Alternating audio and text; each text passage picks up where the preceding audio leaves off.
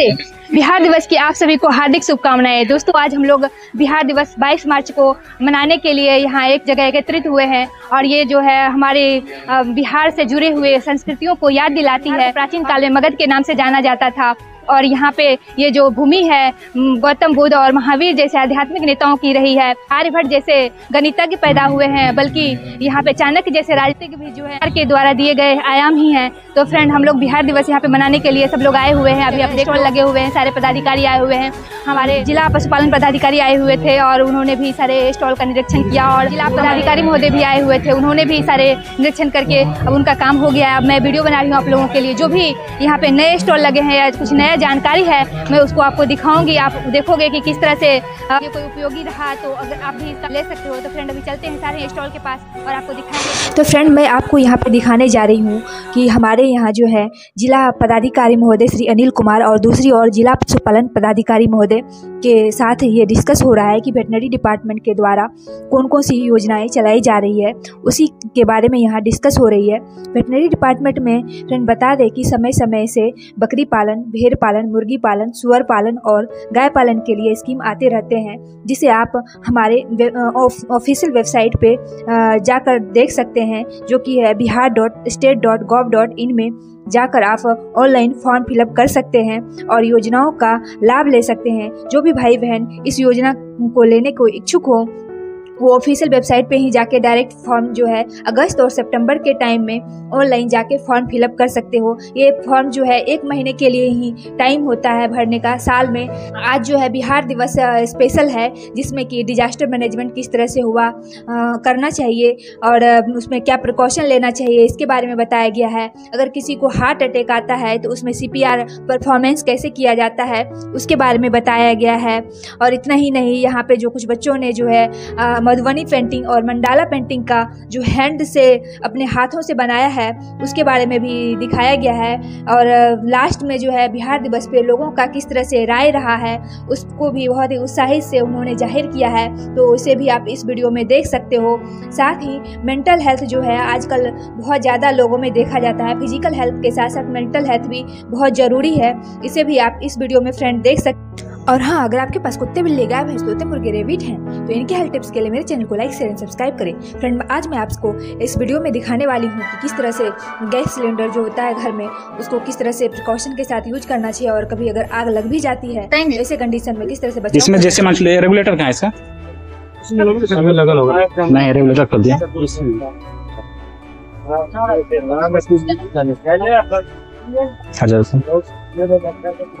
क्योंकि ये तो सबके काम आएगा, सबके घर में गैस होते हैं। अगर कुछ इस तरह का हुआ इंसिडेंट तो टूटने का 4 प्रकार से बिल्डिंग ध्वस्त होता है।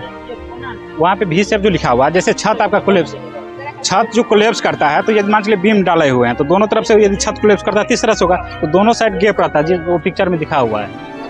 ऊपर में जो है कुछ पहले जो बिल्डिंग अभी कोलैप्स हुआ भूकंप में वो ऊपर में पिक्चर लगा हुआ है, नीचे बताया गया है कि किस तरह से होता है। जो सबसे पहले फर्स्ट में आप पिक्चर दे रहे हैं वो भी सेफ है, यानी कि छत कोलैप्स किया इस तरह से तो भी सेफ बना, दोनों साइड देखिए गैप बचा हुआ, उसमें आप बच सकते हैं।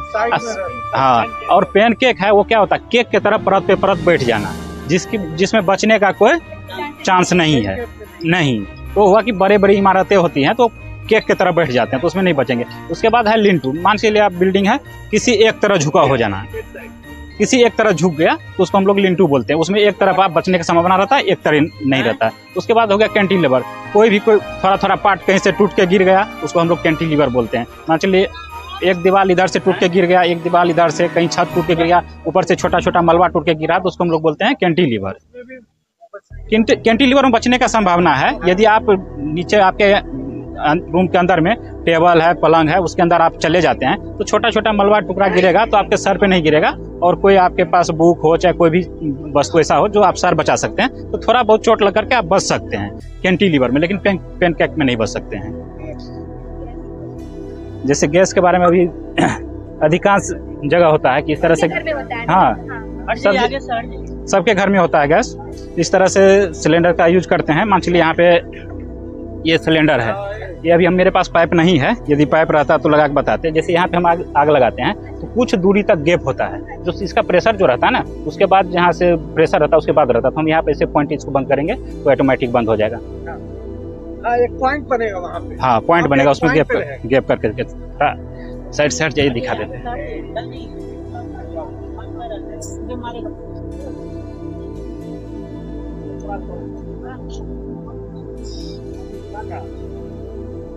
इस तरह से जल रहा है। यहाँ पे लेंगे देखिए, यहाँ गैप है, यहाँ पे आग नहीं लग रहा है। इस तरह से हम इसको बंद कर देंगे।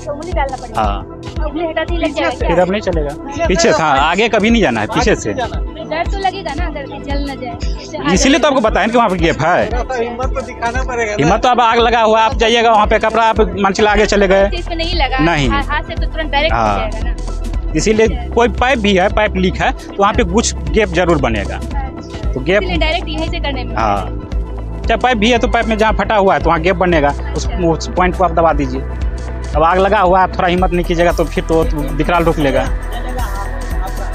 जैसे मतलब पाइप जो लगा हुआ है तो मतलब कट जहाँ पे हाँ वहाँ गैप रहेगा, हर जगह गैप रहेगा। जहाँ से गैस निकलेगा, अब ये नहीं चूल्हा से उधर पाइप कहीं लीक हुआ तो उधर थोड़ा सा गैप रहेगा ही रहेगा, यानी कि पाइप से ही वहाँ से नज़दीक से जलना शुरू हो जाएगा। चूल्हा में लगा तो यहाँ से चूल्हा में लगा है तो आप यहाँ से बंद कर दीजिए, आसान तरीका है, कोई डरने की इसमें बात ही नहीं है। लगा हुआ है तो फिर पाइप को क्या हटा के इसको ये करना पड़ेगा? नहीं, पाइप जहाँ है ना वहीं से कर दीजिए। यदि आप वहाँ नहीं पहुँच पाते हैं तो यहाँ से भी बंद कर सकते हैं। जैसे पाइप फटा यहाँ से बंद कर दीजिएगा। अब मान चलिए अब यहाँ लीक कर रहा है, बीच में अगर फट गया हाँ तो उसी पॉइंट को हम दबा देंगे, लेकिन पीछे से जाके, लेकिन पीछे से, सामने कभी भी आग के सामने नहीं जाना है। ठीक है, थैंक यू। ये मद निषेध विभाग है। जी हाँ जी, बोला जाए। ये कौन सा डिपार्टमेंट है? ये लोगों के लिए क्या कैसे उपयोगी हो सकता है? ये मद निषेध विभाग है, जो शराब जो रोकथाम के लिए हम लोग काम कर रहे हैं। जो सरकार का पॉलिसी आया हुआ है कि शराब कहीं भी बन रहा है या बेच रहा है, उसके रोकथाम के लिए हम लोग रात दिन काम कर रहे हैं। सर, अब तो बिहार में शराब बंद किया है। जी हाँ, उसी के रोकथाम के लिए बंदी है, इसी के लिए रोकथाम के लिए हम लोग को दिन रात तत्पर रहते हैं। जो कहीं पे शराब पी के नहीं कोई हंगामा करे, कहीं पे शराब कोई बेचे नहीं, इसी सब के लिए हम लोग दिन रात तत्पर रहते हैं। अगर कोई पकड़ाता है ऐसे कंडीशन में तो उसके लिए क्या सजा है? जैसे पीने वाले के लिए पहली बार है फाइन 2 से 5 हजार है। फाइन कोर्ट में आता है पहली बार के लिए कि वो कोर्ट में आके वो पहली बार उसको जज साहब के सामने प्रस्तुत करते हैं, उसके बाद छूट जाता है। अगर वही व्यक्ति दोबारा पकड़ा गया तो उसको 1 वर्ष का कारावास है। और जैसे शराब के साथ पकड़ाया तो कोर्ट के अनुसार 5 से 6 वर्ष का सजा है उसको, प्लस 1 लाख का जुर्माना है। इसी सब पे हम लोग तत्पर काम कर रहे हैं। सुनने में आता है कि जो बिहार में शराब बंद है, जो भगवान की तरह हो गया है, मिलता सब जगह है लेकिन दिखता कहीं भी नहीं है, तो ये कितना सच है? देखिए, हम लोग तो जनता पर निर्भर हैं। जैसे हम लोग को सूचना आता है कहीं पर कुछ भी, तत्काल तुरंत उस पर कार्रवाई करते हैं।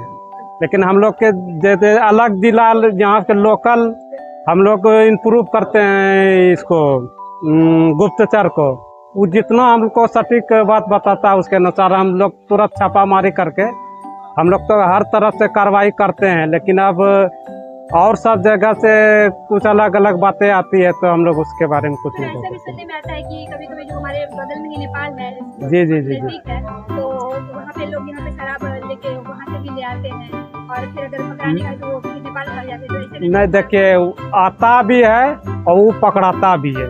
कई लोग यहाँ जेल जा चुके हैं और उसके सजा भी हो चुकी है। अब नया कानून के तहत उससे ज़्यादा दिन बाद बच नहीं पाता है। 3 से 4 महीने के अंदर उसको एकदम कोर्ट सख्त है उसको सजा देने के लिए, वो सजा मिल भी जाती है। इसलिए धीरे धीरे अब नए कानून, नहीं दूसरे कंट्री में हम लोग नहीं जा सकते। हाँ, अब बॉर्डर इलाका है उस जगह, तो उस नेपाल में तो हम घुस भी नहीं सकते हैं। इसके लिए तो वो उच्च अधिकारी से लेना पड़ेगा। अगर उसका कोई फरार व्यक्ति है यहाँ का तो वो सरकार से बात करके उस पर कार्रवाई की जाती है। लेकिन है खुला बॉर्डर है, कहीं से कहीं घुस जाता है, लेकिन फिर भी हम लोग सजग रहते हैं कि नेपाल से इधर शराब नहीं है। और डेली वो बॉर्डर के इलाके में डेली कहीं ना कहीं कोई ना कोई पकड़ाता है। लेकिन फोर्स है, जितना सरकार सुविधा दिया उसके अनुसार हम लोग काम कर रहे हैं। ठीक ठीक।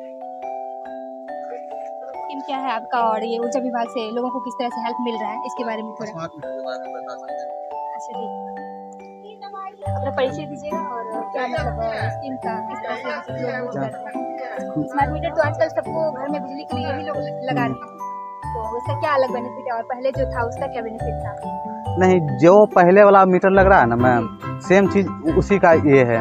जैसे जितना यूनिट उसमें भी लगता था पर यूनिट का चार्ज, सेम चीज़ इसमें भी है। फिर अंतर क्या है? फिर उसी को रहने देते हैं क्या पहले जो था वो था पोस्टपेड मैम, कि बाद में यूज करने के बाद पैसा प्रीपेड है।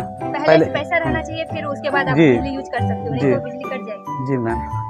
और कोई बेनिफिट अलग और बेनिफिट है मैम कि उसमें है कि अगर 2-4 महीना 5 महीना नहीं कर रहे हैं तो उसमें ब्याज लेता है सरकार। ठीक है, इसमें आपका कुछ माइनस में जाएगा, उसके बाद आप खुद रिचार्ज करिए, इसमें ब्याज नहीं लगता। माइनस में जा सकता है? हाँ, माइनस में कुछ जाता है, 20% 10% जो भी हो वही जाएगा, उससे ज़्यादा नहीं जाओगे। ये तो मतलब नॉर्मल घर में भी चेक आप लोग डॉक्टर हैं, हेल्थ ऑफिसर। अपने परिचय दीजिएगा और कौन कौन सा क्या क्या काम कर रहे हैं, लोगों को क्या बेनिफिट मिल रहा है। मोबाइल नंबर 40 डिपार्टमेंट का आपका परिचय है और किस तरह से लोगों को बेनिफिट मिल रहा है। आप बैठ जाइए ना तो आराम से। मेरा नाम अनिल कुमार है। मैं as a community health officer की पोस्ट पर यहाँ पोस्टेड हूँ और अभी जैसा कि बिहार स्थापना दिवस के तौर पर जो गवर्नमेंट की स्कीम है नॉन कम्युनिकल डिजीज़ को आइडेंटिफाई करना, तो अभी उसके द्वारा कैंपेनिंग चलाया जा रहा है, तो उसको हम असेसमेंट कर रहे हैं। जी, तो जैसे नॉन कम्युनिकल डिजीज में जैसे डायबिटीज तो लोग घर पे भी कर लेते हैं चेक कर, घर पे कर लेते हैं मैडम अवश्य, लेकिन कितना एक्यूरेट रहता है जो कि हम पैथोलॉजी में करवाते हैं, उसमें क्या डिफरेंस? ज़्यादा डिफरेंस नहीं रहता है। नॉर्मली अपन इससे आइडेंटिफाई कर सकते हैं। अगर अर्ली में अगर नॉर्मली किसी को है तो वो आइडेंटिफाई हो जाता है आगे के लेवल पे बढ़ने के लिए। अच्छा, और ये बीपी और ये हाँ, बीपी और दोनों किया जा रहा है यहाँ पे। अच्छा, कुछ मेडिसिन भी देते हैं? हाँ, मेडिसिन वगैरह हैं जो नॉर्मल डिजीज आइडेंटिफाई होंगी, फीवर वगैरह जैसे के लिए। अच्छा, तो उसके लिए मेडिसिन? हाँ, मेडिसिन है। हाँ, अभी फिलहाल है। अच्छा, ये कॉमन कैल्शियम वगैरह है और ORS वगैरह बच्चों के लिए सिरप वगैरह है। कैल्शियम वगैरह, डाइक्लोजेल, ये सब उपस्थित है। कराना है, देखिए इनका यंग लोगों के लिए नॉर्मली जो मल्टीविटामिन हैं और जो भी नॉर्मल बीमारियों के लिए यूज होती है, तो वो सब उपलब्ध है। ठीक है, ठीक है। हम लोग बेचते हैं। मेरा नाम संतलिया कुमारी, मैं जो कि हाट प्रखंड से हैं और हम लोग जीविका से प्रोडक्ट बनाते हैं। अब जीविका में ये सब कभी सूत का बनाया जाने लगा। ये मोर है और ये क्या? ये बतख है। पूरी में आप लोग ज्यादा मतलब प्रोडक्ट बना रहे हैं, मतलब तो इसका कोई बेनिफिट मिल रहा है? कितना मिल रहा है? अभी तो कोई नहीं मिला, जैसे हम लोग अभी बोलिएगा। सॉरी, क्या बेनिफिट मिल रहा है इससे?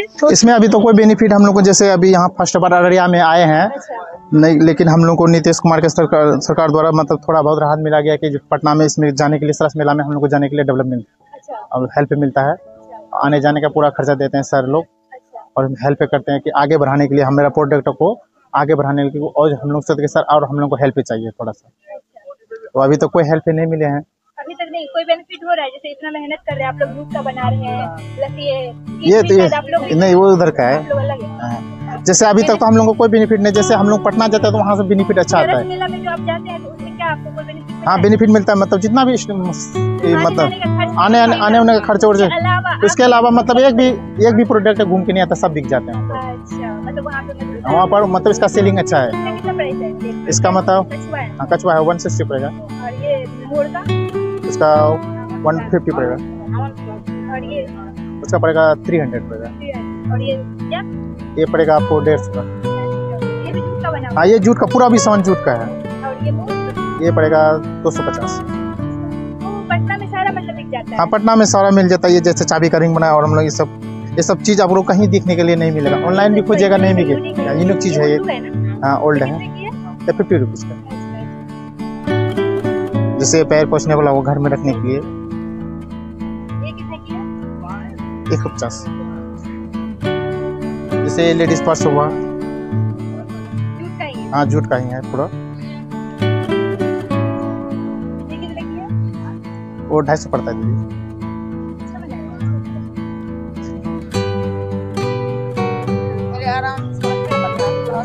क्या चाहते हैं कि आप लोगों को क्या किस तरह का हेल्प मिलना चाहिए? हम लोग को ये हेल्प ही मिलना चाहिए। जैसे हम लोग बनाते हैं, हम लोग को थोड़ा जैसे ऑनलाइन बेचने के लिए मतलब मदद चाहिए। और जैसे अमेजोन पे हम लोग का अभी थोड़ा बहुत हेल्प किया, लेकिन जैसे हम लोग का सीसी चेंज हो गया, बीपीएम चेंज हो गया, तो उसकी वजह से नया आता है तो फोकस नहीं करते कोई भी। अच्छा, मतलब जो आपके हेड है वो चेंज हो जाते हैं? हाँ, चेंज हो जाता है, काम रुक जाता है। जैसे अगले बार इनायत खाना आए थे, इनायत डीएम साहब, तो उसने खूब हेल्प किया था हम लोग को। जैसे काम का शुरुआत जैसे भी होता है स्टार्ट, जब तो वो चेंजिंग हो जाता है तो सब काम ठप पड़ जाता है, खत्म हो जाता है, नए आने पे थोड़ा सा ये ठप पड़ जाता है। वो ध्यान नहीं करते, फोकस नहीं करते हैं। इसी वजह से मतलब हम सोचते हैं कि जैसे हम लोग का इंडिया लेवल में हर जगह में इसका मतलब सरस मेला होता है, लेकिन हम लोग को बाहर निकलने का मौका नहीं दिया गया अभी तक। बस पटना में, खाली पटना में हम लोग को बिहार के लेवल डाला जाता है। हम अदर कंट्री का, हम पटना सरस मेला में जाते हैं तो अदर कंट्री का भी आता है, पूरा ऑल इंडिया का आता है, हर राज्य से। आप लोग भी चाहते हैं कि आपको भी एक दूसरे जगह इंट्रोड्यूस करवाएं और उससे आपको कुछ बेनिफिट मिला हम लोग को। उससे क्या होता है, हम लोग को और ज़्यादा नॉलेज मिलता है कि मार्केटिंग कैसा चल रहा है, किस हिसाब से चलना है, उसी हिसाब से हम सोचते हैं। हम लोग मेहनत करने के लिए पीछे नहीं रहते हैं, लेकिन हम लोग को आगे भी बढ़ाने के लिए कोई तो चाहिए पीछे सपोर्ट में। हम लोग का हेड लोग को भी उतना टैलेंट नहीं है ना, जो नया है तो उसको भी तो पता नहीं है कि क्या कैसे क्या होता है इसका। ये तो प्रोडक्ट अभी नया देखते हैं, जो पिछले बार जो किसान मेला में आया था तो वो थोड़ा बहुत था, कुछ अलग था, लेकिन ये थोड़ा सा यूनिक वो भी है मेरे पास, लेकिन उसको नहीं लेके आए। और लेकिन इस बार बहुत सारा हम आइटम चेंज कर दिए हैं इसी वजह से। Thank you. सरिता देवी। हाँ, Seemanchal Jeevika gold pressure company जो है हम लोग का, उसी का प्रोडक्ट है ये सब। ये जो है ना, ये डेमो सेंटर, एक जैसे बकरी पालक जी है ना, ये डेमो सेंटर है। इसी पे हम लोग जो है दवाई जो है ना सारा एक्स्ट्रा मिलता है। और हम लोग बकरी पालक जो दीदी है उसके घर तक जाते हैं और सारा जो है, जैसे बकरी पे हम लोग काम करते हैं। जैसे जो बकरी को डिवर्मिंग होता है, वैक्सीनेशन होता है, सारा कुछ होता है। हम लोग जो ये है, पहले चिरा से होता है था ना खस्सी बनाने के लिए, हाँ, तो हम लोग अब चिरा से नहीं लगा करते हैं। ये लोग हम लोग का मशीन है, ये लोग हम का हाँ खुद कर लेते हैं। हाँ, बढ़िया हम लोग खुद करते हैं इससे। हाँ, खुद करते हैं, साथ में इंजेक्शन नहीं लगाते हैं। नहीं, दर्द वो हम लोग बीटाडिन डाल देते हैं। ये है क्या बोलते हैं, नाखून काटने वाला, जो बकरी का जो नाखून बढ़ जाता है, तो जैसे हम ही लोग का नाखून बढ़ जाता है तो ठेस लगा दर्द करता है ना, उसी टाइप से बकरी का नाखून काट देते हैं तो सही हो जाता है। नहीं, ये लोग हम बाहर से मंगाए हैं। हाँ, बाहर से आया है सब। ये बकरी का गैस का दवाई हो गया, इसके बाद ये घाव का हो गया, ये घाव में स्प्रे करने वाला हो गया, ये प्रोटीन सी हो गया, ये लीवर का हो गया। और ये प्रोडक्ट जो है नमक कीट इसका नाम है, जो कि जो बकरी माँ टाइम से नहीं बनती है वो इसको हम जैसे हम बकरी का जैसे जहाँ तक मुंह आना चाहिए वहाँ तक टांग देते हैं। और जो है बकरी चाटती है। जैसे हम लोग का नमक का कमी, हाँ, नमक का कमी होता है शरीर में, कितना कुछ होता है। इसी तरह बकरी हीट में भी आती है, खाना वाना पाचक तंत्र को बढ़ाता है, सारा कुछ इससे बकरी को मिलता है। हाँ, सारा हम लोग का हर्बल दवाई है। नेबुलोन है। हाँ, नेबुलोन जो है ना, ये क्या बोलते हैं, बकरी का दस्त में काम आता है, पेट जड़ी में ये काम आता है। और ये केफलन है खांसी में। हाँ, नहीं, ये सारा प्रोडक्ट जो है ना हम लोग का सीमांचल जो है ना वहाँ उपलब्ध करवाते हैं। हम लोग गांव में जाके दीदी लोग से दे करके सब उसका बकरी का सब कुछ हम लोग करते हैं, देख रेख करते हैं। लीवर, हाँ, लीवर के लिए है, ये लीवर के लिए है। हाँ, ये जो है, हाँ, पाउडर है, जो कि जो जैसे जो बकरी माँ बनी है, बच्चा दे दी है, उसको ब्लड साफ करने के लिए देते हैं। जैसे हम लोग का ब्लड साफ करने के लिए दवाई खाते हैं ना, इसलिए ब्लड साफ करने के लिए, ताकि अगले मंथ में वो जो है 1 माह पे वो हीट में आ जाएगी और माँ बनने के लिए बहुत जल्दी से वो होगी। इसलिए नहीं, इसमें ना इसको हम ऐसे भी दे सकते हैं, पानी में घोल करके उसको भी दे सकते हैं, और शक्कर के साथ इसको ना मिला करके खिला भी सकते हैं। ये सारा कुछ उसी का प्रोडक्ट है। और हम लोग जो है ये हो गया ये जो है ना कास्ट्रेशन जो है ये जो है ये मशीन जो है, जैसे बच्चा जन्म दिया बकरी का तो उससे क्या करते हैं, इससे हम काट देते हैं नाभि को कटिंग करके वहाँ पे, और इससे हम ये रुई लगा कर कॉटन लगा करके उसको दे करके उसमें बिटाडी लगाते हैं और उसको ना सारा कुछ हम लोग करते हैं। यही सब औजार से सब कुछ करते हैं हम लोग। ये कीड़ा का दवाई है, एल्बेंडाजोल है कीड़ा का दवाई।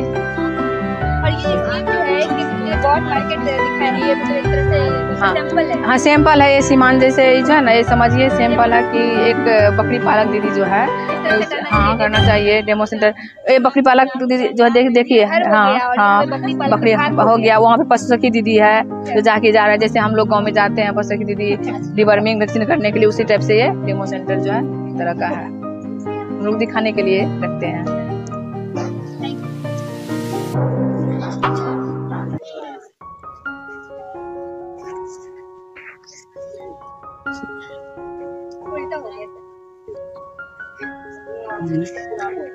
ऐसे नमस्ते सर, आप अपना परिचय दीजिए और आपदा प्रबंधन में किस तरह से क्या आपका स्कीम है और लोगों को किस तरह से हेल्प मिलता है उसके बारे में थोड़ा संक्षिप्त परिचय दें, और जिनको अगर हेल्प की जरूरत है तो वो किस तरह से आपको कांटेक्ट कर सकते हैं वो भी बताइए। मैं एसआई सुरेंद्र कुमार STRF अररिया। हमारी टीम द्वारा ये बिहार दिवस में स्टॉल लगाया गया है।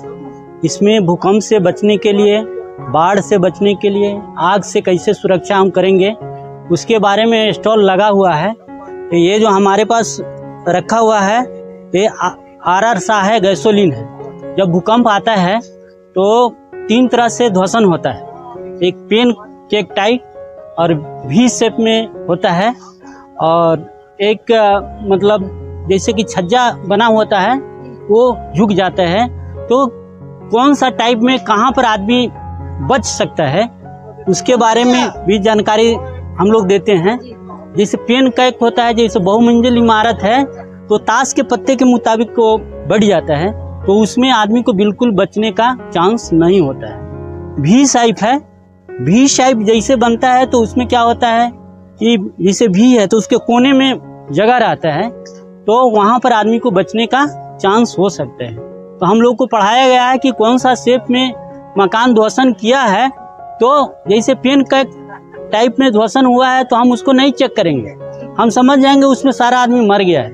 V शेप में अगर ध्वसन हुआ है तो उसको हम पहले उसको संभावना है बचने का, उस वक्त हमारे पास जो कटर मशीन है, हाँ ये कटर मशीन है, RR सा है, इससे छत को काट सकते हैं, कंक्रीट को काट सकते हैं, लोहा को काट सकते हैं। हाँ तो ये कंक्रीट को काट सकते हैं का हुआ है, तो इससे हम कंक्रीट छत को काट सकते हैं। और इसमें लोहा वाला जो ब्लेड है, एब्रेसिव ब्लेड बोलते हैं, उससे हम लोहे को काट सकते हैं, लकड़ी को काट सकते हैं, अलग अलग कार्बाइड ब्लेड से हम लकड़ी को काट सकते हैं। तो इस तरह से हम काट करके आदमी को वहाँ पर बचाते हैं। और आदमी को जब हम लेकर आते हैं तो ये हमारे पास स्प्लिंट है, अगर ये स्प्लिंट है, इसमें 3 प्रकार का स्प्लिंट है। तो पेशेंट किस तरह से डैमेज है उसको देखते हैं। अगर उसका कमर टूट गया है तो उसको हम अलग तरह से उसको हम बांधते हैं। ये घुटने से ये यहाँ तक टूट गया है उसको अलग तरह से बांधते हैं। हमको पता चल जाता है देखने से, चाहे पेशेंट खुद बताएगा कि हमको क्या दर्द हो रहा है, कहाँ पर हो रहा है। बाजू में टूट गया है तो उसको बांधते हैं, ये स्प्लिंट है। इस तरह से हम उसको भूकंप में उसको बचाते हैं और उसको बांध करके जल्द से जल्द हम उसको हॉस्पिटल पहुंचाते हैं। उसी प्रकार से बाढ़ जब आता है तो ये घर में बना हुआ हमारे पास जो भी सामान है उससे बना हुआ ये क्या है, राफ्ट है। इसको अगर ऐसा 5-6 बोतल को हम बांध देते हैं, खड़ा होगा, तो इसको इस तरह से हम बांध करके, जिसको तैरने भी नहीं आता है, बांध देंगे तो पानी में तैर करके अपना जान बचा सकते हैं। बहुत ही आसान बताया आपने, कोई भी कर सकता है। हाँ कोई भी कर सकता है, ये घर में है। वैसे ही वो है लाइव का, अगर कोई डूब रहा है पानी में तो उसको हम फेंक करके वो पकड़ लेगा तो हम इसको खींच लेंगे, उसको हम बचा सकते हैं। ये भी नहीं डूबेगा पानी में। और ये NDRI में जो ट्रेनिंग होता है उससे रिलेटेड है क्या? हाँ, STRF लिखा हुआ है, स्टेट डिजास्टर रिस्पॉन्स फोर्स लिखा हुआ है। ये बिहार का है, NDRF नेशनल का होता है। उसी प्रकार से ये जब बाढ़ आता है तो इस प्रकार से हम 2 गैलन को बांध करके इस तरह से और हम पानी में तैर सकते हैं। इसको छोटा बड़ा कर सकते हैं अपने बॉडी के मुताबिक। नहीं, पानी का ही क्यों डालेगा उसमें? पानी नहीं डालना, ऐसे गले में लेके तो वो डूबेगा नहीं उड़ेगा और आप उसको तैर कर जा सकते हैं। ये है CPR है। सांस लेने में दिक्कत हाँ, हो रही है? नहीं दिक्कत नहीं हो रही है। अगर आपका हार्ट अटैक हो गया है तो हार्ट को पुनर्जीवित करने का कैसे किया जाता है उसको बताया जाता है। बताइए।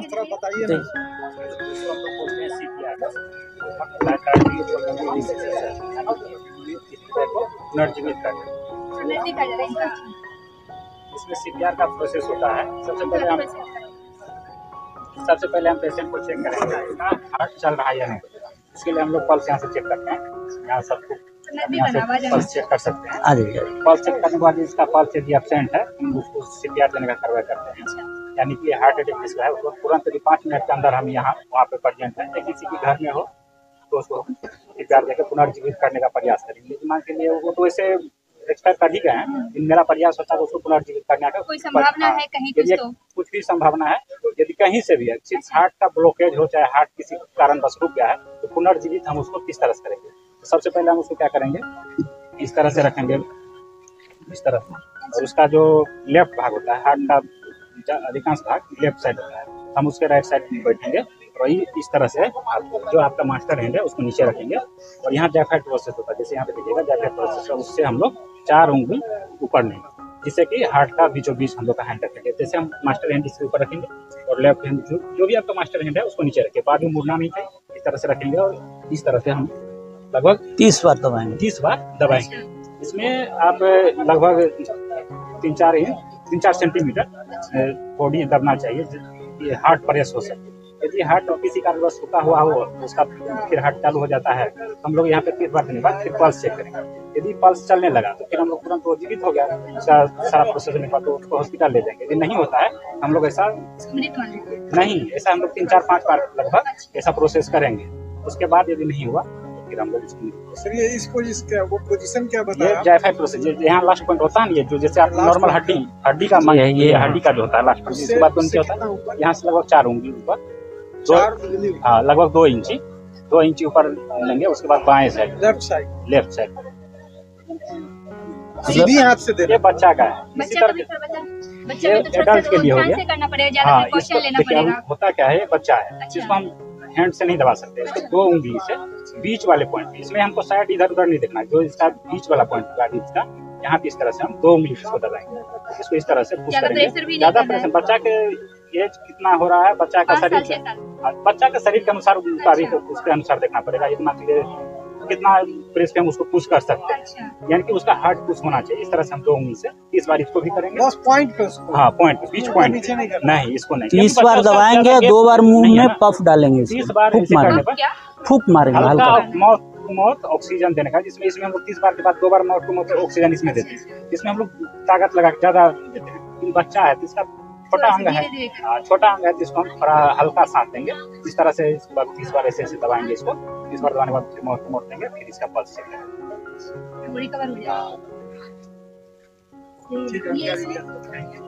ये है लाइफ इसको पानी करके पानी में तैर सकते हैं। जो हम लोग बोटिंग में जाते हैं तो वही है, क्लोज कर दिया, वहाँ रखा हुआ था उसमें सिलेंडर से जैसे आग लग गया कहीं। मधुबनी मंडला है,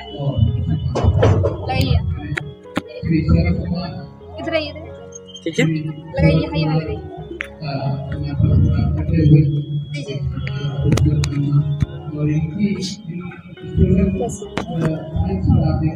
अपना परिचय बता दीजिएगा, उसके है और क्या इसका यूज हो रहा है।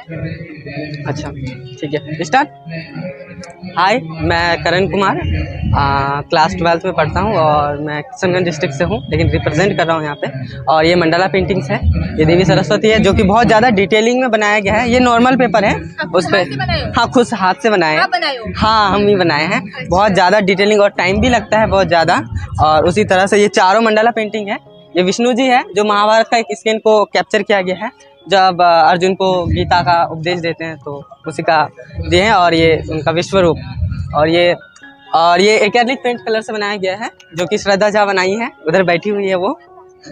और ये वाटर कलर से बनाया गया है, काली माँ जो कि हम बनाए हैं, ये पूरा वाटर कलर से बनाया गया है और बहुत ही मेहनती है, इसमें मेहनत लगा है। और ये बिहार से रिलेटेड है, और ये पोर्ट्रेट बनाया गया है जो कि महताब अली का बनाया गया है। हम सबका एक ग्रुप है, सब मिलके काम करते हैं। हाँ, वॉल पेंटिंग भी करते हैं सब मिल करके, गवर्नमेंट स्कूलों में भी करते हैं हम लोग। जब भी ऑर्डर वगैरह होता है तो साथ मिल करके करते हैं।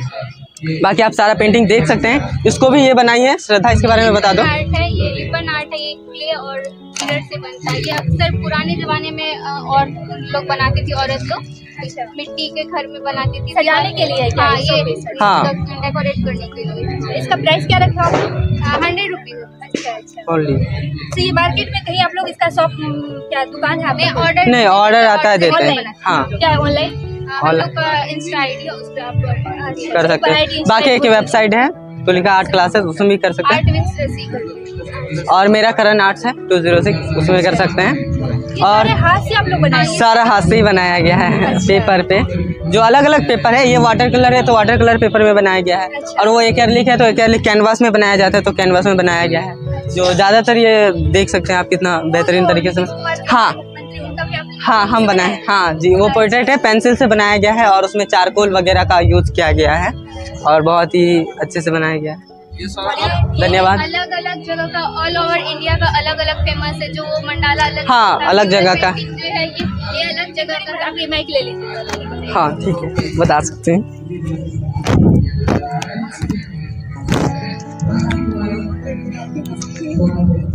बहुत ज़्यादा हार्ड है। ये ऑल ओवर इंडिया का पेंटिंग यहाँ पे मिलेगा। ये मंडाला अलग जगह से है, वो म्यूरल पेंटिंग है, वो अलग जगह से आता है। ये मधुबनी पेंटिंग है हमारे बिहार का।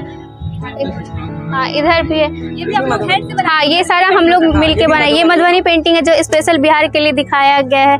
और ये भी, ये सारा पेंटिंग अलग अलग फॉर्म में बना है। वाटर कलर पेंटिंग है, कैनवास पे एक्रेलिक पेंटिंग है, ये बॉटल आर्ट है, ये लिपन आर्ट है। ये भी आप लोग बनाए? हाँ, ये हम बनाए हैं। नॉर्मल बोतल में उसमें प्लांट इसमें। हाँ, डेकोरेशन के लिए, घर के लिए। तो आप लोग ये बनाने का क्या चार्ज लेते हो? ये अलग अलग चार्ज लेते हैं, अलग पेंटिंग के हिसाब से। उसका साइज क्या है, उसमें कितना मेहनत लग रहा है, वो उसके हिसाब से लेते हैं। इस तरह के पेंटिंग बनाने में कितना टाइम लगता है? वो पेंटिंग तो उसमें बहुत ज्यादा डिटेलिंग है, तो उसमें बहुत ज्यादा टाइम लगता है। एक मंथ, इसमें कम से कम 15 दिन लगा। हाँ, 15 दिन लगा। कम से कम 2-3 महीना लग जाता है। हाँ, इसमें हमको लगभग 1.5 महीना लग गया। ये टोटल आप ही लोग के द्वारा पर डे 2-3 घंटा। ये जूट बैग, इस टाइप का बैग सब भी मिलता है। ये ऑर्डर देने पे बना के देते हैं। 420गंज से। हाँ, अरे तो आप लोग एक तरह से बिजनेस कर रहे हो? हाँ। क्या मतलब इसको कोई प्रॉफिट हो रहा है या मतलब कैसा? हाँ, अच्छा प्रॉफिट तो होता है। पढ़ाई भी चल रहा है, साथ साथ वगैरह भी कर रहे हैं। अच्छा, एक्स्ट्रा हॉबी की तरह। हाँ, अच्छा, पढ़ाई के साथ ही हो? हाँ, पढ़ाई के साथ हो रहा है। Thank you so much. Thank you.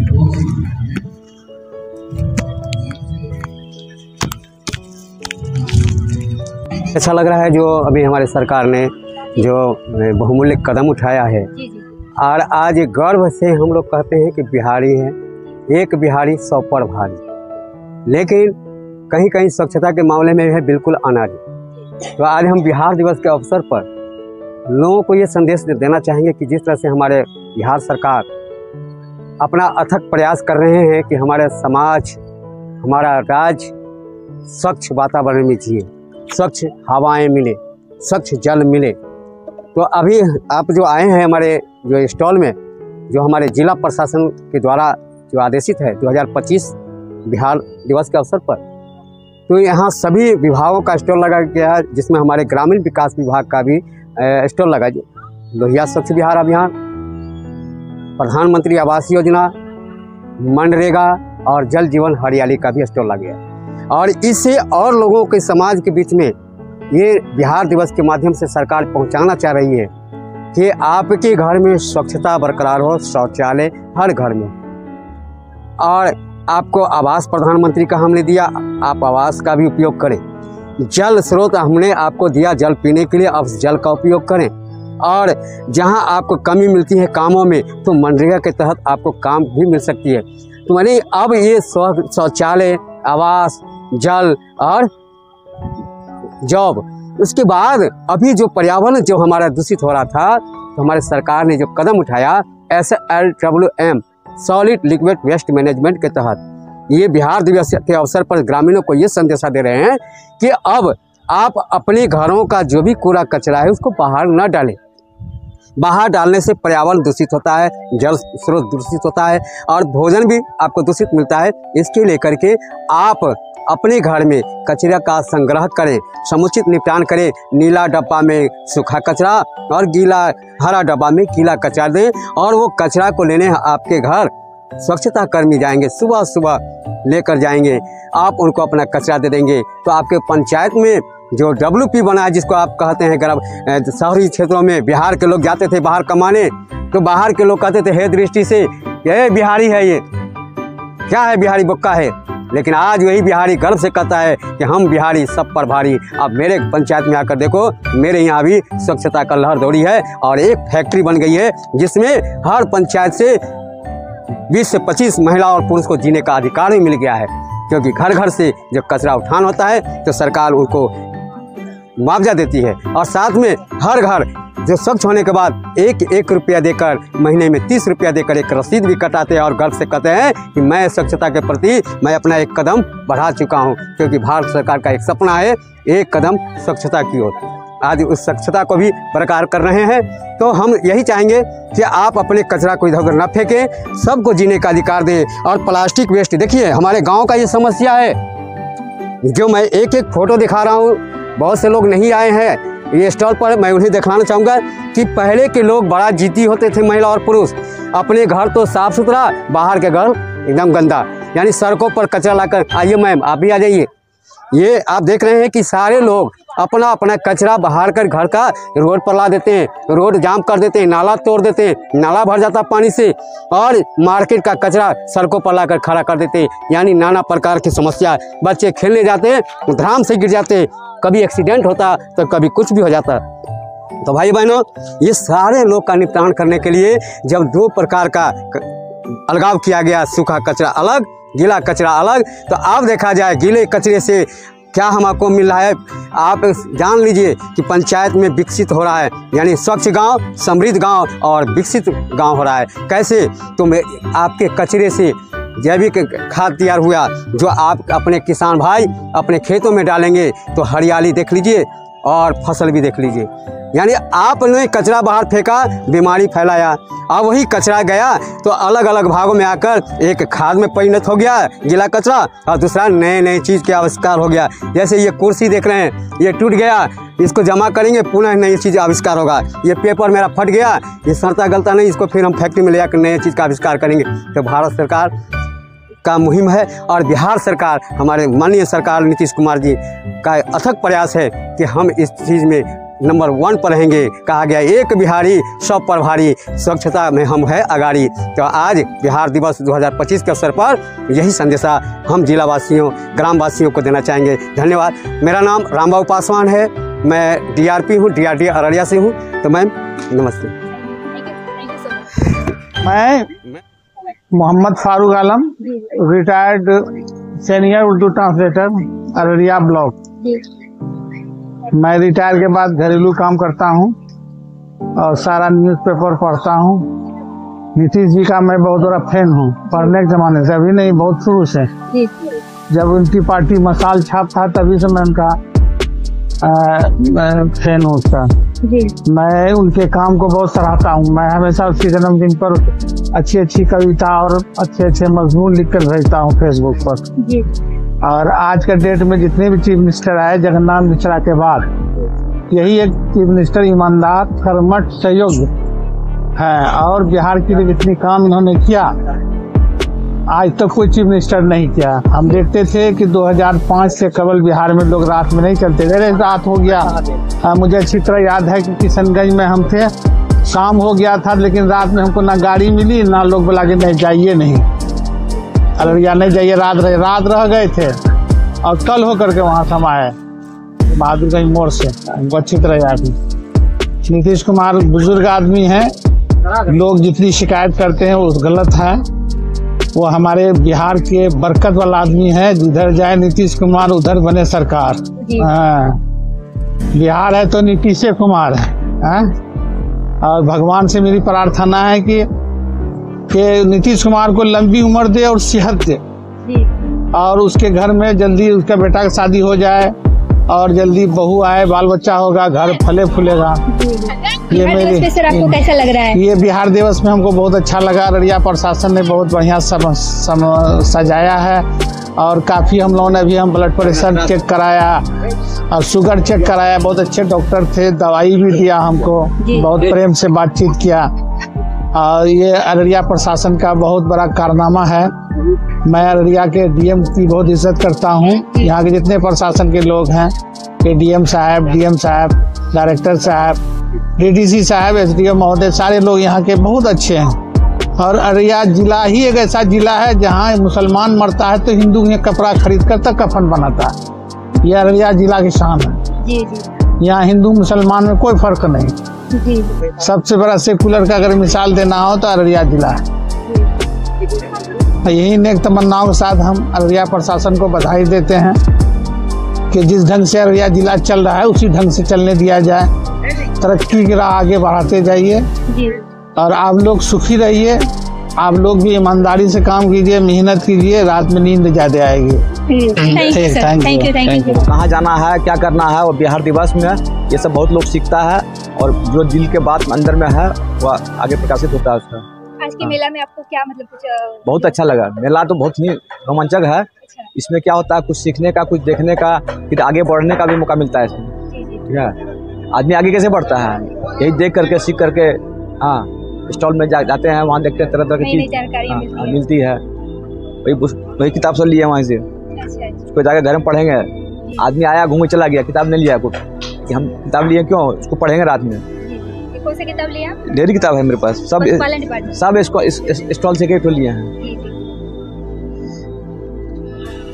ये लेने से क्या होता है, जानकारी भी होता है ना। हमको जानकारी हम 10 लोग बताएंगे पहले।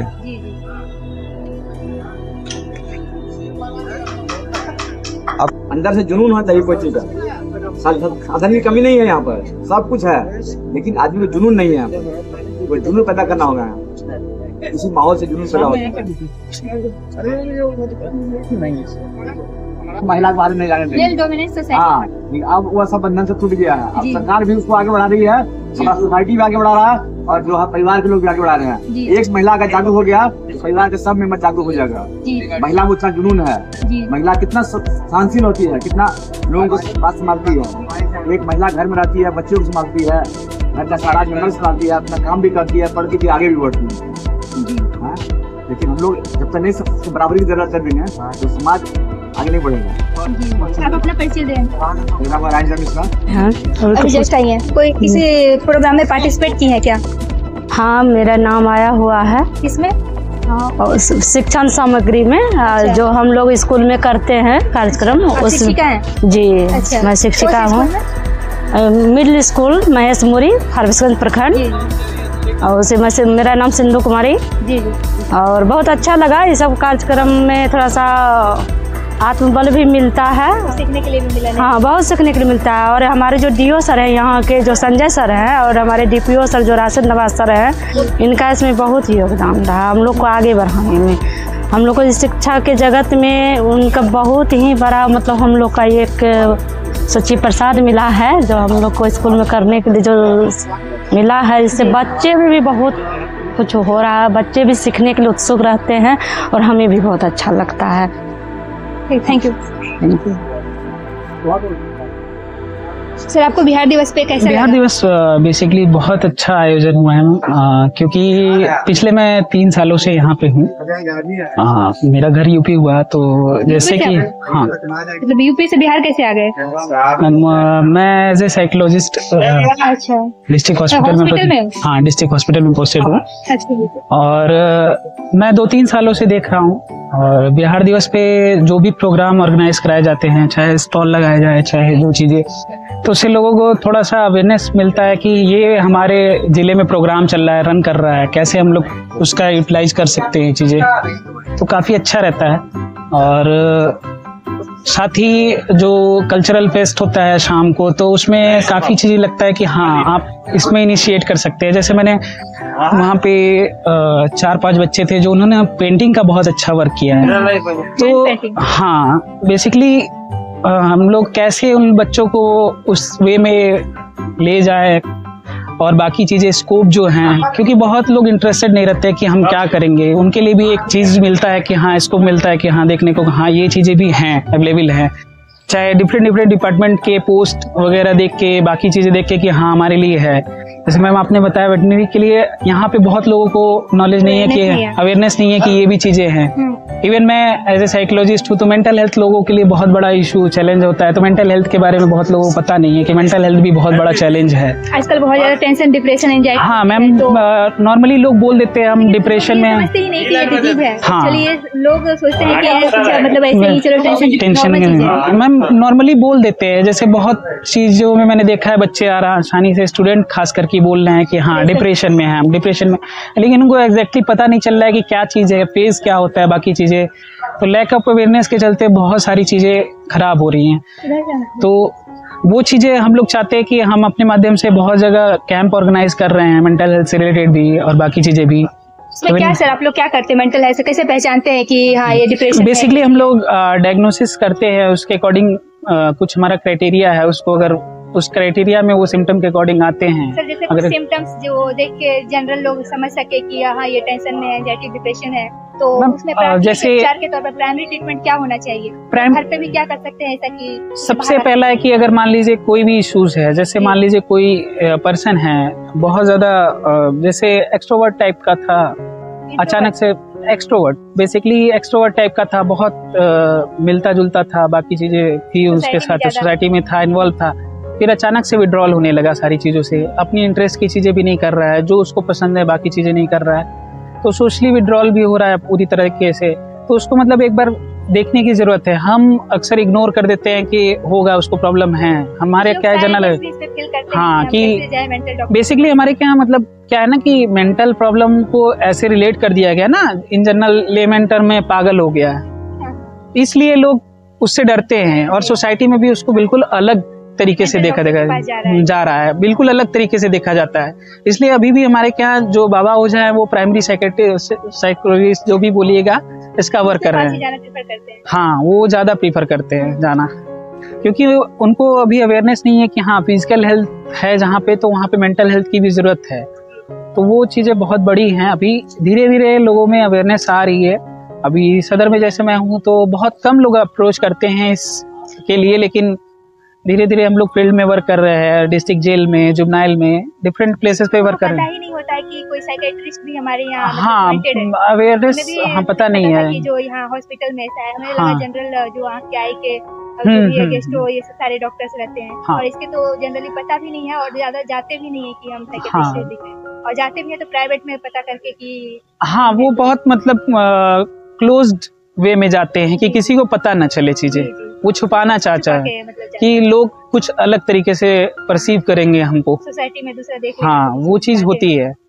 सर अगर इस तरह के किसी के साथ होता भी है तो आप प्राथमिक उपचार के तौर पे प्राइमरी ट्रीटमेंट आप क्या? बेसिकली मैम मैं एज ए साइकोलॉजिस्ट हूँ, तो मेरा पार्ट हो गया टोटल काउंसलिंग का। अगर मैं काउंसलिंग और एक नॉर्मल डायग्नोसिस के थ्रू, हम काउंसलिंग के थ्रू उनको देख लेते हैं। अगर हम जान जाते हैं कि कोई एक डिजीज है, पर्टिकुलर डिजीज में जा रहे हैं वो, तो हम लोग क्या करते हैं, अगर हमारे लेवल से है तो हम लोग काउंसलिंग सेशन के थ्रू उसको ठीक करने की कोशिश करते हैं, नहीं तो उनको फिर साइकेट्रिस्ट की प्रॉपर मेडिकेशन के साथ जरूरत होती है। मेडिसिन कौन सा यूज करते हैं आप लोग? मेडिसिन बेसिकली मैं नहीं दे सकता मैम, मैं मेडिटेशन करवाते हो? एक्सरसाइज होता है, डिफरेंट एक्सरसाइज है, हमारी थेरेपीज है, वो अप्लाई करते हैं हम लोग। फिजियोथेरेपी अलग हो गया मैम। साइकोथेरेपी में बहुत सारी है, कॉग्निटिव बिहेवियरल थेरेपी है, एक जैसे बोलते हैं कॉग्निटिव बिहेवियरल थेरेपी है, बिहेवियरल थेरेपी हो गई। इसके अलावा और भी रिलैक्सेशन एक्सरसाइज होते हैं कुछ, वो सब अप्लाई करते हैं हम लोग इसमें। और अभी तो मैं बेसिकली 2 चीज़ों पे मेरा वर्क है यहाँ पे, एक एडिक्शन पे वर्क है सबसे ज़्यादा, हाँ एडिक्शन पे मेरा वर्क चल रहा है, और उसके अलावा टोबैको कंट्रोल प्रोग्राम में मैं पोस्टेड हूँ बेसिकली यहाँ पे, नेशनल टोबैको कंट्रोल प्रोग्राम में। तो उसके थ्रू जितना है कि हम लोग कोशिश में लगे हुए हैं नेक्स्ट अभी जस्ट नेक्स्ट मंथ से हमारा स्टार्ट हो जाएगा प्रोग्राम, स्कूल प्रोग्राम में स्टार्ट हो जाएगा कि सारे स्कूल को टारगेट करना है कि इन सब चीज़ों से स्कूल में जा के अवेयर करना है।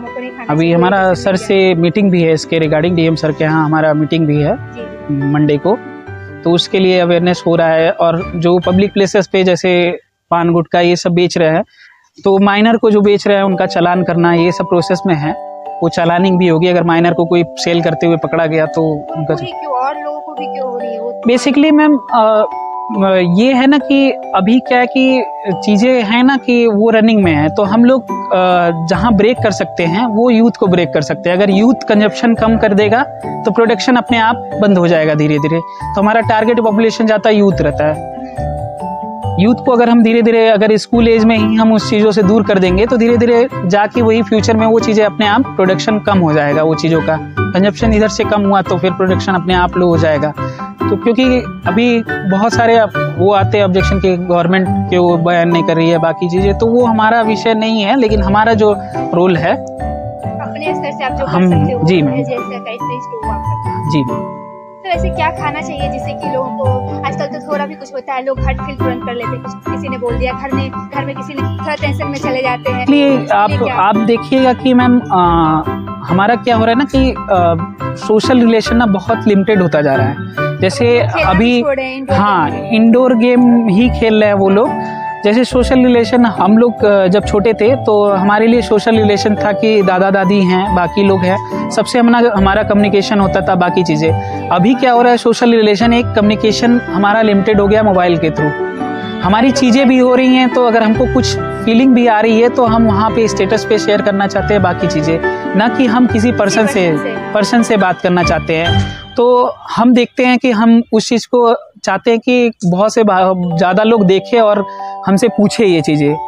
बेसिकली वो सिंपैथी गेन करना चाह रहे हैं कि हाँ सिंपैथी मिल जाए हमको, और कोई समझाने की कोशिश नहीं करता है वहाँ पे क्या हो गया, बस वो एक मैसेज के थ्रू ही पहुँच पाते हैं। और सोशल इंटरेक्शन बहुत ज़रूरी है मैम, सोशल इंटरेक्शन बहुत ज़्यादा कमी होती जा रही है, वो टेक्नोलॉजी के चलते ही हो रही है, वो तो दिख रहा है। क्योंकि एक घर में एक गार्जियन है, मम्मी पापा है, बेटा है, तीनों लोग मोबाइल में हैं, घर में जाके कोई 1 घंटा बात तक नहीं कर रहा है, आपस में इंटरेक्शन खत्म हो गया। एक बच्चे को अपने पापा का बर्थडे विश करना है तो वो स्टेटस लगा देता है, लेकिन जाके साथ में नहीं बोलता है कि हाँ पापा हमको बर्थडे विश करना है। तो उतना तक कम्युनिकेशन लैक होता जा रहा है, तो इमोशन भी कहीं ना कहीं ब्रेक हो रहा है, इमोशनल कलेक्शन पूरा ब्रेक हो रहा है, तो बहुत चीज़ें समझ नहीं पा रहे हैं।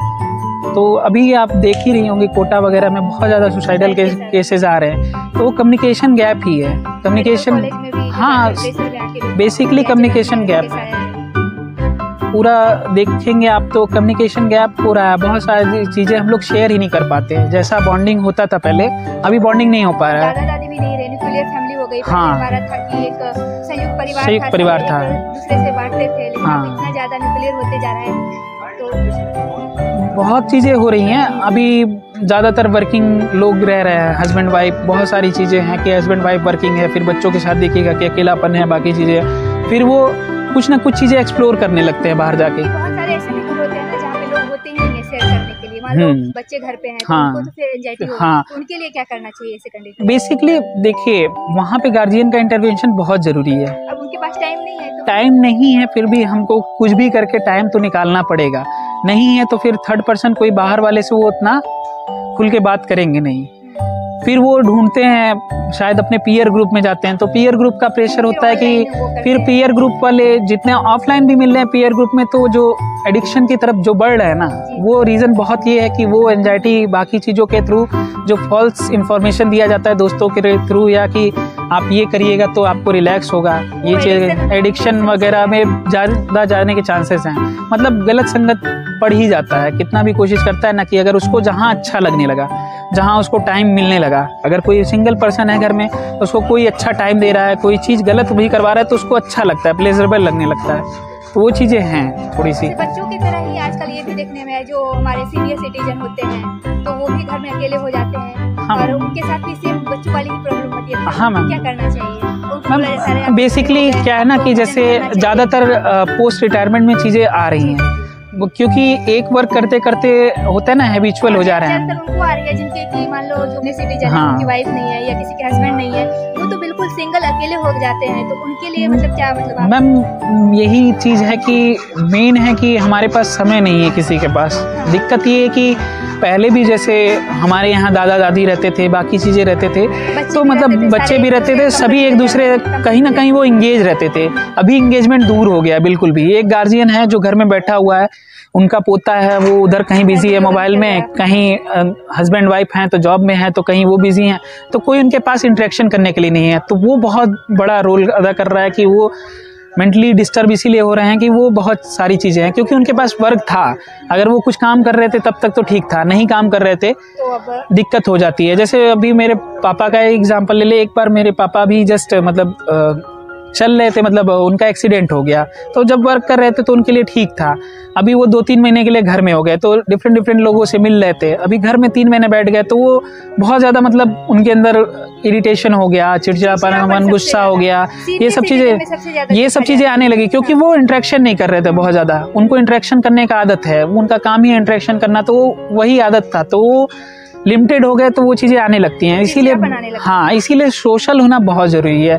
अगर हमको कोई दिखता है वैसा, तो हो सकता है कोई ऐसा फ्रेंड सर्किल क्रिएट करना पड़ेगा। अगर बुजुर्ग भी हैं तो उनको भी एक टाइम पे अपने फ्रेंड सर्किल क्रिएट करना पड़ेगा, हाँ, वो हो जाए। जैसे अभी भी गाँव में देखिएगा बहुत लोग इकट्ठा हो गए हैं। आजकल जब शहर में शिफ्ट हो रहे हैं, हाँ, तो अकेलापन ज़्यादा आ जा रहा है, तो सबके यहाँ सब लोग जाते हैं, वो हो जाता है। हाँ, न्यूक्लियर फैमिली हो गई। जी जी जी। तो सर मैं ये चाहती हूँ ना, जैसे कि मेरी दादी है, मेरे दादाजी नहीं है, वो बेचारी अकेली रहती है, तो उनको भी थोड़ा सा टेंशन डिप्रेशन होता है। वो भी बोलती है मुझे अच्छा नहीं लगता है, और मैं भी अपने काम में बिजी रहती हूँ, तो उतना टाइम नहीं होता है कि मैं अपनी दादी के साथ थोड़ा सा मतलब टाइम दे सकूँ। तो उसको मतलब एक तरह से बोलो तो लोनलीनेस लगता है, तो वो क्या करेगी। अब तो मतलब ऐसा भी नहीं है कि उसके फ्रेंड है, दोस्त हैं, या अगल बगल भी नहीं जा सकती। अब तो बोलते मंदिर चले जाओ, तो वो उनको किस तरह से मतलब ये थोड़ा सा मतलब कुछ अगर ऐसा है जो मतलब अगर कुछ ज्यादा होता है तो टीवी दिखा देती हूँ बस। जैसा मतलब कुछ सिंपल जैसे होता है ना कि होमवर्क टाइप का है, आपके पास ऑप्शन है, कुछ अगर इंगेज कर सकते हैं जिनमें उनका मन लगे, जो वो पहले करती रही हूँ। जैसे कुछ भी होता था, कई लोग होती थी कि अभी देखेंगे पुराने लोग कुछ ना कुछ करते रहते थे अपना काम, कोई अचार बनाना, हाँ, कुछ भी ऐसा मतलब जो उनको लगता हो कि वो कर सकती हैं। तब थकावट भी आती है ना। हाँ, वो तो एज के अकॉर्डिंग आएगा, तो मतलब थोड़ा थोड़ा उनका इंटरेस्ट जगाना पड़ेगा। बेसिकली उनका इंटरेस्ट, हाँ, इंटरेस्ट जगाना पड़ेगा आपको साथ में लग के, या तो कुछ अगर जितना भी समय मिलता है आपको, हफ्ते में एक बार मिल रहा है तो 1-2 घंटे आप समय दे के कुछ अलग चीज़ें आप सिखाओ, दिखाओ। या हो सकता है थोड़ा सा आप क्रिएटिविटी में, मान लीजिए उनके पास मोबाइल का एक्सपोजर नहीं है, तो थोड़ा बहुत दिखा सकते हैं, आप सिखा सकते हैं कि अम्मा देखो ये ऐसे है, ये ऐसे है, ये चीज़ें हो रही हैं। उनका इंटरेस्ट मतलब डिफरेंट जगह में इन्वॉल्व कर सकते हैं हम लोग। क्योंकि जैसे हमारी दादी को, मतलब दादी एकदम पढ़ी लिखी नहीं थी, लेकिन लास्ट तक हम लोगों ने देखा कि 85 जाते जाते वो कुछ इंग्लिश के वर्ड सीख गई थी। रहते रहते बच्चों के चलते वो बोलते थे तो वो बोलने लगती थी। मतलब नॉर्मल हम ऑब्जर्व किए थे कि हाँ, एटमॉस्फेयर में धीरे धीरे सीख गई वो जाते जाते। तो होता था कि वो बच्चे थे साथ में इसलिए हो गया, तो वो थोड़ा सा था कि उनके लिए फील नहीं हुआ। हाँ, कंपनी मिल गया तो एक तरह से इंगेज हो गई तो उनको ये। लेकिन अगर घर में कोई नहीं हो, जैसे सब बड़े बच्चे ही हैं जैसे हम लोग के तरह, अब सब अपने अपने काम में बिजी हैं, तो उसको अकेला लगता है। हाँ। और मेरी दादी का ही नहीं, मेरी दादी के तभी बहुत सारे लोग हैं, वो मैं देख रहा हूँ कि ये चीज़ें हो रही हैं। ये चीज़ों का रीज़न वही है कि अब आप देखिएगा कोई भी छोटा बच्चा बहुत ज़्यादा दादा दादी के क्लोज नहीं रहता है। बहुत रेयर होता है कि हाँ बहुत ज़्यादा क्लोज रहे या बहुत टाइम स्पेंड करे अपने ग्रैंड पेरेंट्स के साथ। हाँ, वो सिखाएंगे ही, वो चीज़ें सिखाते ही हैं, तो वो शायद उनको थोड़ा सा ऑड लगता है। पुराने ज़माने की चीज़ें हैं, मतलब वो चीज़ें हैं ना कि एक्सेप्टेंस नहीं है। हम लोगों के अंदर था कि हम लोग कुछ भी बोलते थे, हम लोग समझते थे, सुन लेते थे। अभी क्या है कि आप कई बच्चों को अपने तरीके की चीज़ें, तो उनका क्या है कि वो एक्सप्लोर क्या करते हैं, गूगल वगैरह ये चीज़ें नॉलेज के लिए।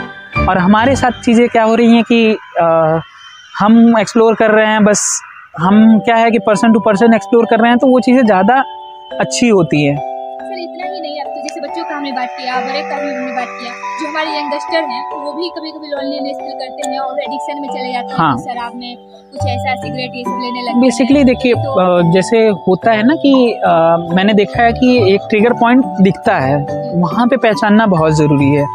अगर कोई मूवमेंट हो रही है, कोई चीज़ें हो रही हैं ना यंगस्टर के साथ खास करके, कि वो कहीं ना कहीं कुछ चीज़ों से विड्रॉल होंगे ही होंगे। अगर आपको मतलब देखना है कि अगर कोई यंगस्टर है, मतलब 17-18 ईयर्स का बच्चा है, वो चीज़ें कर रहा है, तो कोई प्रेशराइज है, बाकी चीज़ें, तो वो विड्रॉल दिखाएगा ही। नॉर्मल चीज़ों को आपके बिहेवियर में दिख जाती है। अगर कोई मेंटली इल है तो कहीं ना कहीं वो आपका मेंटल हेल्थ डिस्टर्ब है, उसका बिहेवियर में रिफ्लेक्ट होगा ही होगा। वो ऑब्जर्व करने की ज़रूरत है, और वो ऑब्जर्व कर सकते हैं, गार्जियन लोग भी ऑब्जर्व कर सकते हैं कि डेली रूटीन बिहेवियर है, जैसे बाकी चीज़ें भी क्या कर रहे हैं, मॉनिटर करना बहुत ज़रूरी है। एक एज के बाद लोग छोड़ देते हैं कि अब तो बड़ा हो गया, हम छोड़ देते हैं, अपने आप सारी चीज़ें कर लेगा, तो वो मॉनिटर नहीं करते हैं कि कौन सा पीयर ग्रुप में इन्वॉल्व हो रहा है, कहाँ जा रहा है, कहाँ चीज़ें कर रहा है, किससे इंटरेक्शन कर रहा है। इवन मोबाइल भी यूज़ कर रहे हैं तो कभी गार्जियन, आज तक मैंने नहीं देखा कि गार्जियन मोबाइल लेके चेक करना चाहते हैं कि वो मोबाइल में क्या सर्च कर रहा है, क्या देख रहा है। ये सब भी लैकिंग है। अगर आप टेक्नोलॉजी को, अच्छी चीज़ है, टेक्नोलॉजी अच्छी चीज़ है, वो जोड़ना है, लेकिन उसका मॉनिटर भी करना आपका काम है। यूज़ करते हैं, पेरेंटल कंट्रोल इसीलिए बनाया गया है कि आप कंट्रोल उस पर लगाइए।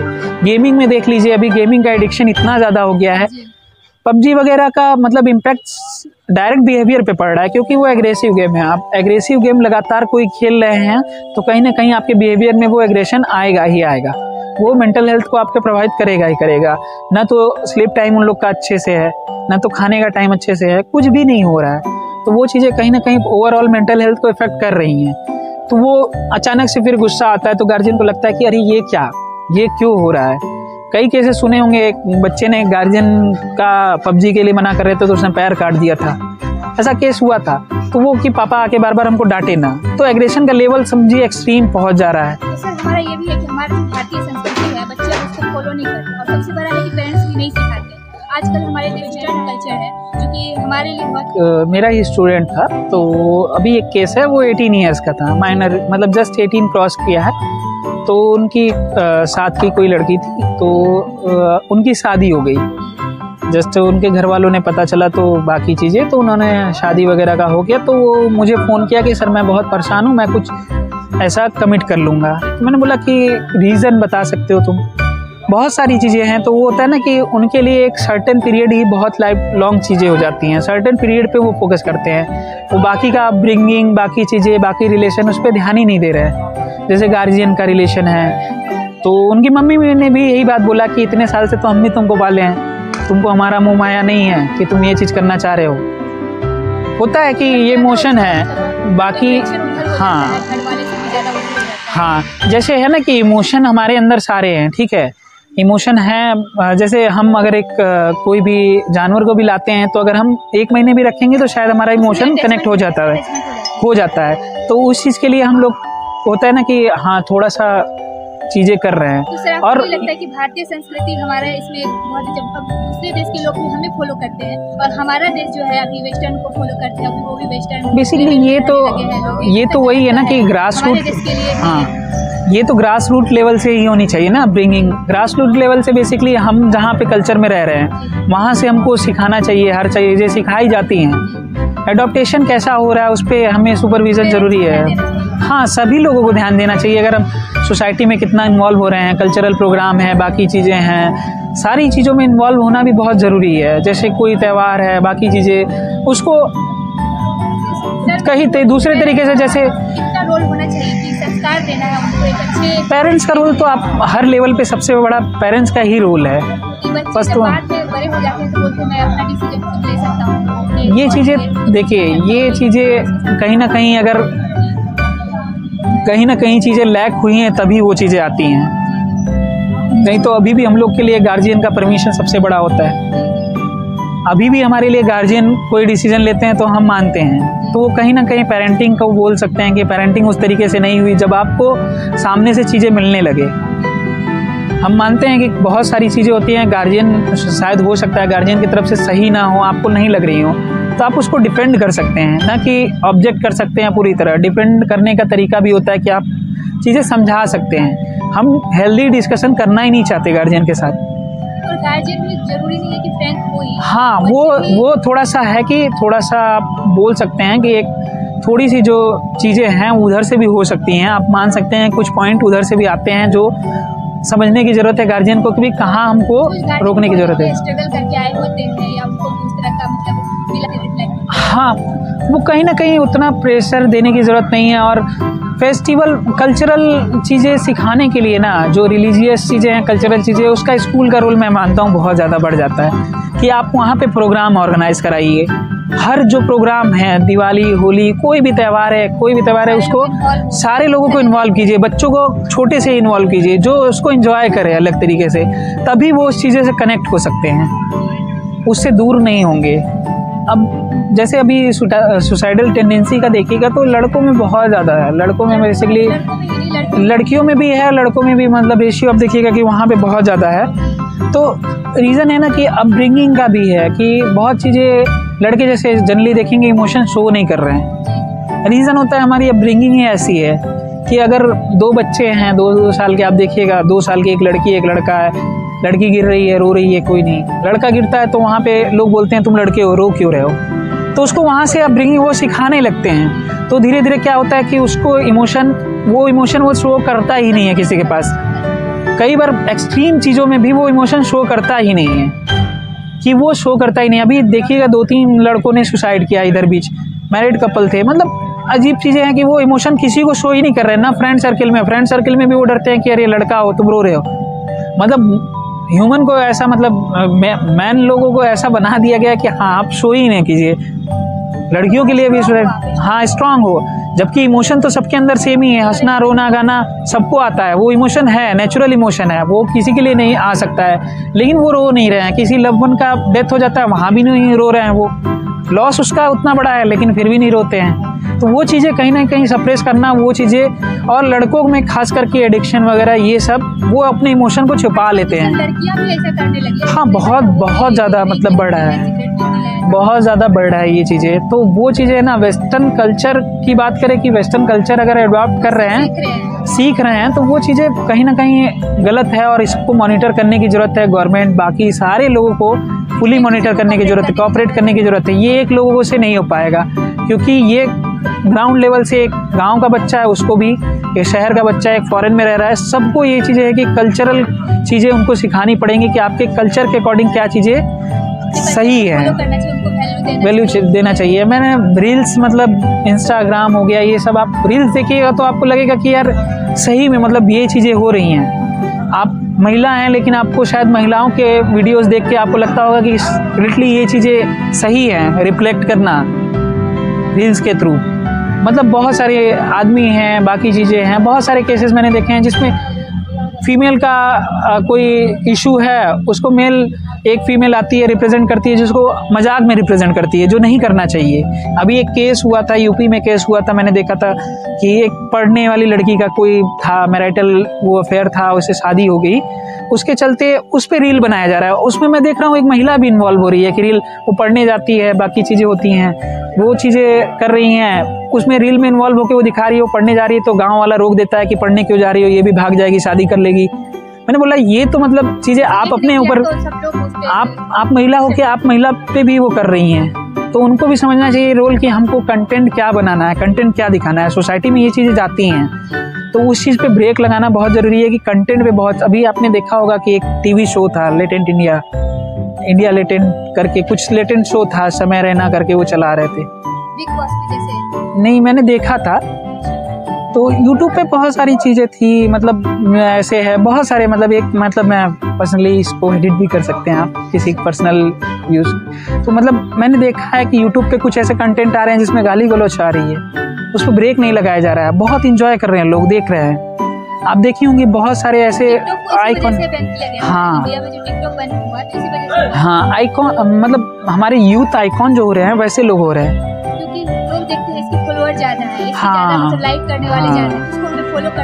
मतलब कई चीजें, मतलब मैंने एक शो में देखा, मतलब एक्सट्रीम चली जा रही है। एक्सट्रीम चले जाना मतलब कि आप क्या दे रहे हो सोसाइटी को, क्या दे रहे हो, बैन होना चाहिए कि हाँ रिस्ट्रिक्शन लगना चाहिए।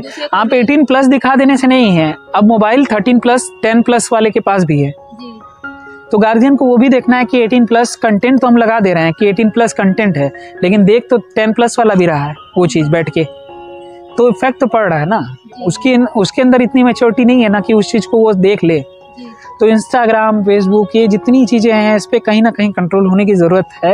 एक कहीं ना कहीं वो चीज़ें सही होनी चाहिए। तो यूट्यूब वगैरह जो हमारे आइकॉन है बहुत लगना चाहिए जो गलत, हाँ मतलब इन पे कहीं ना कहीं स्ट्रिक्ट एक्शन, हमको लगता है स्ट्रिक्ट एक्शन लेना चाहिए, तभी ये चीज़ें कंट्रोल होंगी। जैसे टिकटॉक बैन हुआ, क्योंकि वो कंटेंट मतलब फिर लोगों के लिए क्या था कि वो पढ़ाई लिखाई छोड़ के, बाकी चीज़ें छोड़ के बस वही कर रहे हैं, कुछ भी मिल रहा है उनके लिए कंटेंट है। बेसिकली कंटेंट आप दिखा क्या रहे हैं वही तो मोटिवेट करता है ना लोगों को। हमारे लिए कंटेंट लिमिटेड था, लेकिन हमारे लिए कंटेंट, हाँ हमारे लिए कंटेंट लिमिटेड था, बुक्स हो सकता था हमारे लिए कंटेंट थी, लेकिन अभी ये पूरा कंटेंट ये हो गया है कि पूरी चीज़ें हम ऑनलाइन चीज़ें ले रहे हैं। सर जैसे कि आजकल लाइफ स्टाइल किस तरह से होना चाहिए जिससे टेंशन डिप्रेशन थोड़ा कम, खान पान? बेसिकली देखिए, सबसे ज़्यादा आपका मेंटल हेल्थ डिस्टर्ब होता है स्लीप पैटर्न से। आपका स्लीप पैटर्न बहुत अच्छा होना चाहिए। बेसिकली वही है, बस मेन आपका स्लीप पैटर्न ही डिस्टर्ब करता है। अगर स्लीप पैटर्न डिस्टर्ब हुआ तो आपका एपेटाइट डिस्टर्ब होगा ही होगा। तो सबसे पहला वर्क करना है आपके स्लीप पैटर्न पे। आप अगर कुछ भी रिलैक्सेशन एक्सरसाइज अगर कर सकते हैं या करते हैं वो चीज़ यूज़ कर, हाँ। और ज़्यादातर कोशिश कीजिए कि सादा भोजन बहुत ज़्यादा ज़रूरी होता है, क्योंकि तामसिक भोजन जो भी होता है वो कहीं ना कहीं आपका एग्रेशन बढ़ाता है।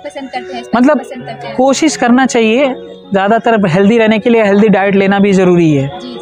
वो हेल्दी डाइट आपका बॉडी पे इफेक्ट डालता है, मेंटल हेल्थ पे भी इफेक्ट डालता है। आप कहीं ना कहीं अगर कुछ ऐसे बहुत ज़्यादा नॉन वेजिटेरियन चीज़ें खा रहे हैं तो कहीं ना कहीं वो चीज़ें आपके अंदर, ठीक है समझे, वो कहीं ना कहीं बोला जाता है इस तरीके का तामसिक भोजन बोला जाता है। वो इफेक्ट पड़ता है बॉडी पे, आपके मेंटलिटी पे भी पड़ता है। बहुत ज़्यादा आप यूज़ कर रहे हैं, ठीक है। लेकिन लोग ये भी बोलने लगते हैं अगर हम इसे नहीं खाएंगे तो उसका जनसंख्या इतना ज़्यादा हो जाएगा कि देखिए वो हमें खा जाएगा। अगर आप बोलेंगे कि चीज़ें हैं तो वो एग्जिस्ट कर रही हैं तो वो ख़त्म भी होंगी, ऐसा तो हो नहीं सकता। प्रकृति तो हमेशा कहीं ना कहीं कंट्रोल, इकोसिस्टम में चीज़ें चली रही हैं, वो तो ख़त्म होना तो होना ही है, वो अपने आप ही होगा। इच्छा है, मन है तो वो तो डिफेंड करने के लिए हम बहुत सारी चीज़ें कर सकते हैं ना। शाकाहारी है, उसका दिमाग बिल्कुल शांत रहेगा, मांसाहारी उसका दिमाग हमेशा अशांत रहेगा। लेकिन सर ऐसा नहीं है, मैं भी वेजिटेरियन हूँ लेकिन कभी कभी मुझे भी गुस्सा आ जाता है। नहीं मतलब गुस्सा आना मतलब मैं ये नहीं कह रहा हूँ कि नॉन वेजिटेरियन को गुस्सा आता ही है। मैंने बोला कि कम करना चाहिए। अगर आप कंज्यूम भी कर रहे हैं तो वो चीज़ें कम करिए, लिमिटेड होनी चाहिए। बहुत ज़्यादा अगर खाने वाले हैं तो उनके अंदर है वो, मतलब क्या होता है ना कि दांत जो है वेजिटेरियन का है, वेजिटेरियन का दांत नुकीला होता है। तो वो चीज़ें थोड़ा सा है कि आपको थोड़ा सा इन्वॉल्व होना, मतलब डाइट, हेल्दी डाइट लेना पड़ता है। उसके अलावा आप क्या देख रहे हैं, मतलब कुछ ऐसा खाने पीने में कुछ ऐसा मतलब ये स्पाइसी नहीं खाना चाहिए, स्पाइसी वगैरह सिंपल खाना खाइए, बाकी चीज़ें नेचुरल चीज़ें जितनी हो सके। और टाइमिंग, खाने का टाइमिंग आपका बहुत इफेक्ट करता है, ठीक है। वो टाइमिंग मतलब सर्टेन टाइम होना चाहिए, क्योंकि आप बिना टाइम की चीज़ें खाते हैं तो कहीं ना कहीं बॉडी पे इफेक्ट पड़ेगा। अगर बॉडी अगर आपका टेम्परेचर ठीक है तो उसका इफेक्ट पड़ता ही पड़ता है। इसके अलावा आप कुछ चीज़ें हैं कि आप फिर उसके बाद अपना पर्सनल लाइफ हाइजीन मतलब जो भी है मेंटेन कीजिए। जैसे आप रहते हैं, बहुत लोग रहते हैं तो गंदगी से रहते हैं। पर्सनल हाइजीन बहुत मेंटेन करने की ज़रूरत है। आप अपने पर्सनल हाइजीन पे भी वर्क कीजिए, वो बहुत ज़रूरी है। मेंटली हेल्दी रहने के लिए पर्सनल हाइजीन भी मेंटेन करना बहुत ज़रूरी है। तो उसके अलावा आप लोग से मिल रहे हैं, बाकी चीज़ें कर रहे हैं, जहाँ चीज़ें देख रहे हैं, ऐसे लोगों से इंटरेक्ट कीजिए जहाँ से कम्युनिकेशन हेल्दी हो, पॉजिटिविटी आए। क्योंकि हाँ थोड़ा सा दूर रहना है, पूरा चीज़ें हैं। Thank you so much. Thank you. Shubham Kumar, मैं साइकोलॉजिस्ट के पोस्ट में हूँ, हेल्थ डिपार्टमेंट में। हाँ, district hospital area. Thank you. तो फ्रेंड, इस तरह से हमने आज बिहार दिवस के अवसर पे आप सभी को दिखाया है कि सारे ये पदाधिकारी आए हुए थे अपने अपने प्रोडक्ट के साथ, और बहुत ही अच्छा प्रोडक्ट लगा। और आप देख सकते हो कि किस तरह से यहाँ पे गैस का जो हर घर में यूज होता है उस पर किस तरह से प्रिकॉशन लेना चाहिए, अगर आग लग गई तो आप किस तरह से उसमें बचाव कर सकते हो। तो आप इस वीडियो में देख सकते हो फ्रेंड, और मेरे साथ बने रहे इसी तरह की वीडियो को देखने के लिए। आप देख सकते हो ये बहुत ही अच्छा रंगोली बना हुआ है, यहाँ के लोगों ने रंगोली बनाया है, और महोदय भी आए हुए थे, सारे ही डिपार्टमेंट के जो भी हायर अथॉरिटी थे सारे लोग आए हुए थे, अपने अपने प्रोडक्ट का उन्होंने बताया कि किस तरह से यूज करना चाहिए। तो फ्रेंड, इसी तरह के वीडियो को देखने के लिए मेरे साथ बने रहे। और हाँ, आपके पास कुत्ते बिल्ली गाय भैंस तोते मुर्गे रेबिट है तो इनकी हेल्थ टिप्स के लिए मेरे चैनल को लाइक शेयर सब्सक्राइब करें। Thank you so much. नमस्ते।